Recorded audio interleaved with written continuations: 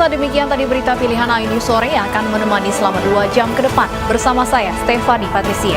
Dan saya, Abraham Silaban. Kita awali iNews sore hari ini dengan informasi tidak hanya di Jakarta, polisi serius memerangi pungli dan premanisme di daerah. Kejar-kejaran mewarnai penangkapan puluhan preman di Medan, Sumatera Utara.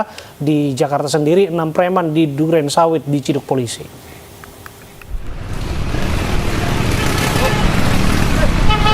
Penangkapan 43 pelaku pungli dilakukan di seputaran pasar tradisional Petisah dan Pringgan, serta perempatan jalan yang kerap dimanfaatkan pelaku pungli untuk meminta uang dari pengendara yang melintas.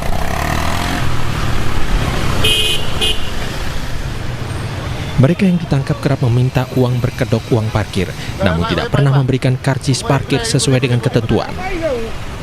Tak jarang dari mereka ditangkap meminta uang parkir hampir 2 kali lipat dari tarif parkir yang seharusnya. Penangkapan pelaku pungli akan terus dilakukan hingga tak ada lagi keluhan dari masyarakat. Melaksanakan penertiban yang diduga premanisme, melakukan salah satu diantaranya pemungutan liar, ya, berupa seperti Pak Ogah yang ada kita temukan di Jalan Gatot Subroto depan Beras Tagi Buah, dan satunya lagi di Jalan Makam. Dan lanjut juga ke arah petugas parkir yang notabene tidak ada legalitas. Seluruh pelaku pungli yang ditangkap menjalani pemeriksaan di Polsek Medan Baru untuk proses penyelidikan. Dari Medan, Sumatera Utara, Adi Palapa Harahap, iNews melaporkan.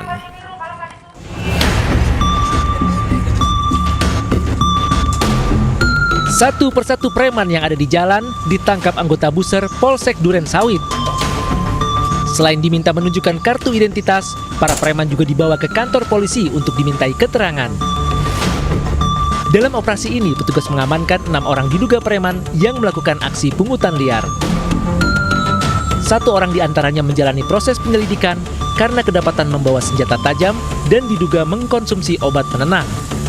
Melaksanakan operasi terhadap pungli ataupun pungutan liar terhadap warga masyarakat yang dilakukan baik secara terstruktur maupun secara pribadi, yang dilakukan baik mungkin dengan ancaman kekerasan ataupun secara psikis. Sebelumnya polisi juga menangkap tersangka koordinator pungli yang beroperasi di Pelabuhan Tanjung Priok, Jakarta Utara.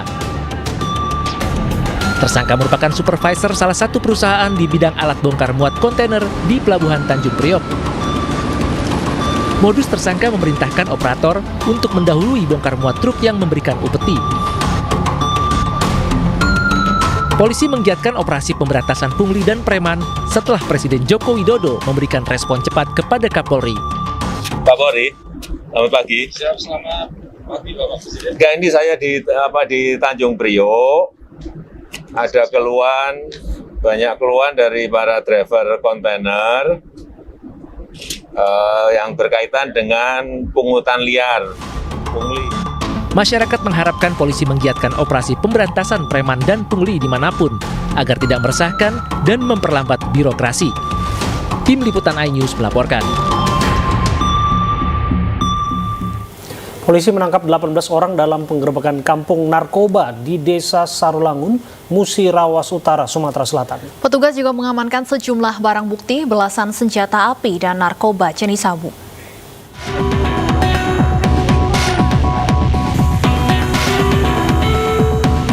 Kerumunan terjadi saat warga menyaksikan penangkapan belasan orang dalam penggerebekan di Desa Sarulangun, Musirawas Utara, Sumatera Selatan. Polres Musirawas Utara menyebut kampung yang digerebek tim gabungan tersebut sebagai kampung narkoba. Dari penggerebekan ini, 18 orang diamankan, termasuk diantaranya 3 perempuan. Kepala desa setempat turut diamankan untuk dimintai keterangan. Polisi juga mengamankan barang bukti berupa 347 gram sabu, belasan senjata api, sejumlah alat judi, dan uang tunai senilai hampir 20 juta rupiah. Di lokasi kita amankan ada 18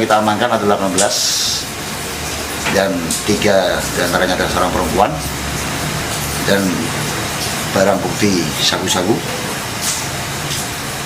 judi barbar, senpi rakitan.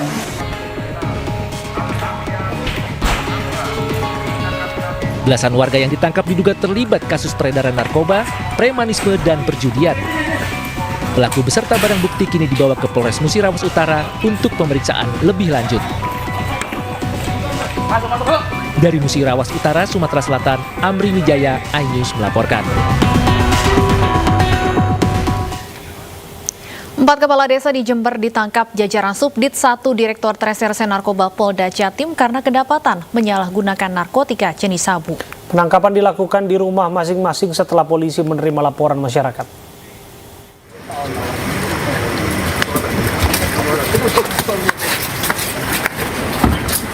Udah, sini aja. Bukannya memberikan contoh yang baik kepada masyarakat, 4 kepala desa ini malah ditangkap polisi karena menyalahgunakan narkotika jenis sabu. Mereka adalah Kepala Desa Wonojati, Tempurjo, Taman Sari, dan Glundengan, Jember, Jawa Timur. Dari tangan pelaku, polisi menyita 3 paket sabu. Menurut pengakuan tersangka, mereka memang telah beberapa kali mengkonsumsi sabu. Polisi terus mengembangkan kasus ini dan mencari siapa pemasok narkoba sabu.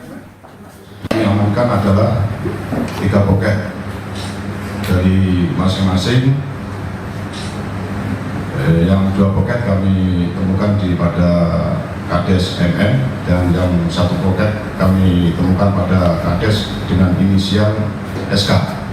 Pertama kita menangkap di rumahnya Kades dengan inisial MM, kemudian kita kembangkan ke rumah Kades Tempurjo dengan inisial MA. Para pelaku dijerat dengan Undang-Undang Nomor 35 Tahun 2009 tentang penyalahgunaan narkotika dengan hukuman penjara paling lama 4 tahun. Dari Jember, Jawa Timur, Bambang Sugiarto, iNews melaporkan. Dan untuk informasi terkini kita akan terhubung dengan Kabid Humas Polda Jawa Timur, Kombes Pol Gatot Repli Andoko. Assalamualaikum, selamat sore Pak Gatot. Selamat sore Mas, salam sehat selalu. Pak Gatot, langsung saja pertanyaan pertama, apakah keempatnya ini memang masih berstatus aktif sebagai kepala desa di Jember? Baik Mas, jadi tadi informasi sudah disampaikan, rilis sudah disampaikan oleh Polres Jember. Keempatnya ini memang masih aktif Mas, masih aktif sebagai kepala desa. Ini yang cukup kita sayangkan karena mereka ini kan jadi panutan harusnya. Oke. Jika masih aktif, yang membuat penasaran adalah dari mana mereka mendapatkan barang haram yang digunakan, Pak? Nah ini Mas, jadi untuk menindaklanjuti hal tersebut, dari kita gabungan Mas, laksanakan dari Subdit Narkoba, Subdit 1 Narkoba dengan Polres Jember. Ini membuat tim gabungan untuk menelusuri asal dari mana mereka bisa mendapatkan, karena berdasarkan informasi mereka sudah sering menggunakan gitu Mas. Pak Gatot, sudah berapa lama para kepala desa ini menggunakan barang haram tersebut? Kalau ini Mbak, kalau menurut pengakuan sementara mereka ini sudah melakukan ini sudah cukup lama, sekitar 6 bulanan pengakuannya. Tapi kita masih kembangkan terus Mbak. Disebutkan tadi kasus ini berdasar dari laporan masyarakat. Yang ini kami tahu, apa yang disaksikan masyarakat sehingga mereka lantas nekat untuk melaporkan kepala desanya? Ya itu Mas, jadi masyarakat mungkin ada yang sudah curiga dengan kepala desanya karena dari mulai mereka melakukan kegiatan, aktivitas, itu masyarakat banyak yang curiga.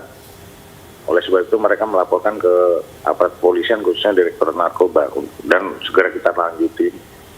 Pak Gatot, kalau disebutkan ada 4 kepala desa, artinya ada dari 4 wilayah yang berbeda. Dari laporan masyarakat, di mana biasanya mereka melakukan aktivitas ini bersama-sama?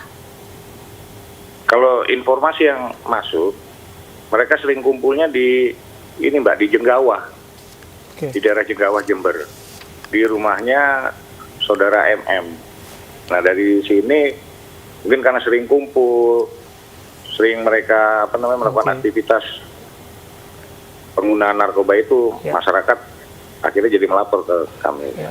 Pertanyaan berikutnya Pak, apakah ada dugaan penyelewengan dana desa dalam pesta sabu ini? Ini masih kami dalami, Mas. Masih kami dalami, nanti kami juga bekerja sama dengan pemerintah setempat terkait masalah dugaan tersebut.